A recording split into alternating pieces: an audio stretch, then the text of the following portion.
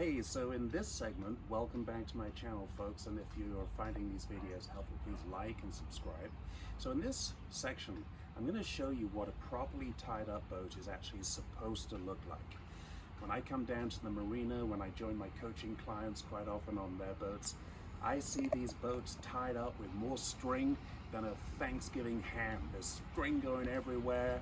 I see all the, what I call the knitting you guys do around the cleats on the dock. You all do your wind around and wind around and wind around.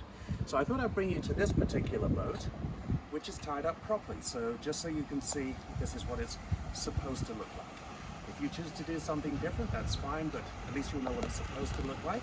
And that way, your boat looks proper, other people can see it, and and it says something about you, that you take pride in your boat and you're doing it all properly. So the first thing you'll notice is around the bollards or cleats on the dock, we don't have all that knitting that you all do in the marina, okay?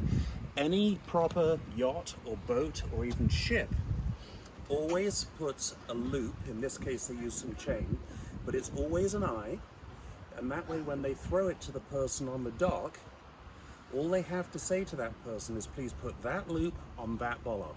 That's it. You retain control of the line and the tension back on board the boat, okay? Because when you throw a line to someone on the dock, you really don't know what they're going to do. They might tie it off tight and stop your maneuver, or they might leave it completely hanging slack and you've just relinquished control of your line. So this is the proper way to do it. If you decide to do it the other way, that's fine. Again, I'm just showing you the proper way. So what we have is just two lines coming off the bow. We have a bow line, or a head rope as it's sometimes called, and then we have a lateral pull here, sometimes called the breast line, also known as the bow line. So it's very clear that both, this one is holding the boat laterally into the dock. You can see it's hanging a little slack, so the boat isn't jammed in hard against the dock.